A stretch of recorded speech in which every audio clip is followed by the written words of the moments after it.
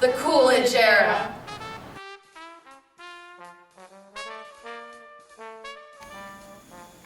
Calvin Coolidge. He grew up in Plymouth Notch, Vermont, with his parents John and Victoria Moore Coolidge. He graduated from River Academy in 1890 and later went to Amherst College in Northampton, Massachusetts. Then he graduated from there in 1895. During his time there, he worked as a clerk at his office of the private firm. When Coolidge was 25, he took the Massachusetts bar. The Massachusetts bar was the exam lawyers must pass in order to become legally certified to practice law. After he passed that in 1897, Coolidge saved up to open his own law practice in Northampton in 1898. There he won his first election for the city council. That's where he met his wife, Grace Coolidge. In 1905, they got married in Burlington, Vermont, and a couple years later, they had two sons, John and Calvin Coolidge. In 1919, he won the first recognition for handling a police strike in Boston. The Republican foes organized labor supported the nomination of Coolidge as candidate president of 1920, but Coolidge lost to Warden G. Harding. He made Coolidge his vice. Harding died in 1923 from a heart troubles he was having, so Coolidge finished the term for him. In the next election, he secured all of his votes and became president of 1924 against Charles Dowd. In this election, Coolidge used the slogan, "Keeping cool with Coolidge," to help him win. A couple months later, Calvin Jr. died at age 16. He had an infection of his toe. Coolidge was never the same again after this happened. He barely even participated in his own re-election campaign, but he won his re-election still.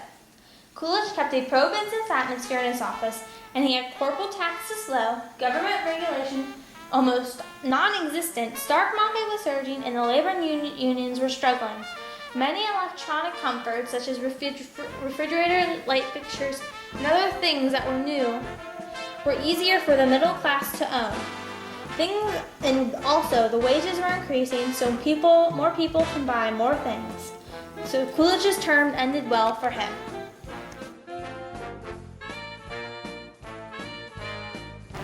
The Coolidge era also marked a period of business growth in America. Businessmen had discovered a magic formula for producing wealth and fulfilling human wants. Mass production plus standardized products plus nationwide market. As it turned out, big businesses were much better suited for fulfilling this formula because they had the money and the power to set up assembly lines, do research necessary for development of new products, and afford nationwide advertising. As a result of big businesses being so successful, smaller industries concentrated together through mergers and holding companies. The American public were happy with this change because it meant cheaper products and new opportunities for wealth. This was shown through an increased interest in the general public for buying shares in the stock market. Throughout the Coolidge era, more and more people invested in the future as business boomed.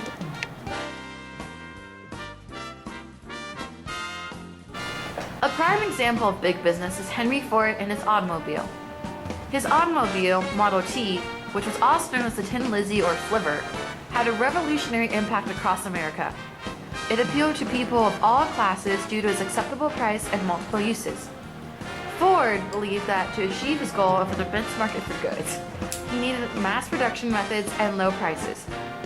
From 1907 to 1923, the price of the Model T dropped from $2,023 to $290, so even the lowest class could afford it. It was durable, flexible, simple, and uniform. Farmers could use it as a tractor. Mechanics could easily learn how to fix their cars due to the simple mechanism. People could visit their neighbors, and dudes had a new way to impress their girlfriends.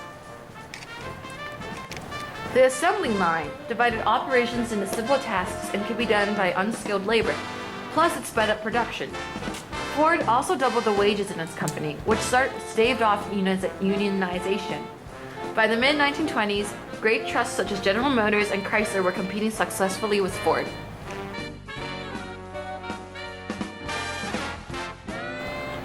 In the 1920s, the agricultural industry didn't advance like the rest of the country. Because of new farm equipment like tractors, production was increased.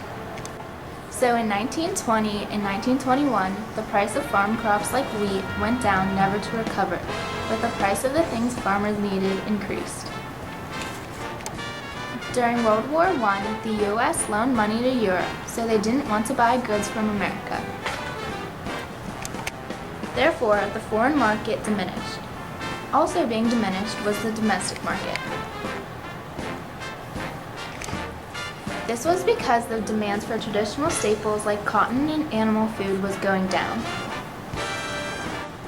And the farmers couldn't up and switch their crops because they only knew how to produce that one crop.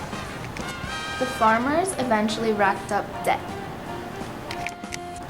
To try to solve this problem, they planted more crops. Unfortunately, that just made a surplus, so the price of the crops went down further. The farmers were not alone though. 25 senators and 100 representatives from the Midwest and Plains states formed the Farm Bloc. The Farm Bloc was helpful to farmers by forcing laws that favored farmers. One was the Capper-Volstead Act of 1922. This law made farm cooperatives free of antitrust laws. Another one was the Intermediate Credits Act of 1923. This one set up federal banks to make loans to aid farm cooperatives. The Farm Bloc also supported the McNary-Haugen Bill. This bill would have the federal government buy the surplus of crops and sell it abroad. This bill passed Congress twice but was vetoed by Coolidge both times.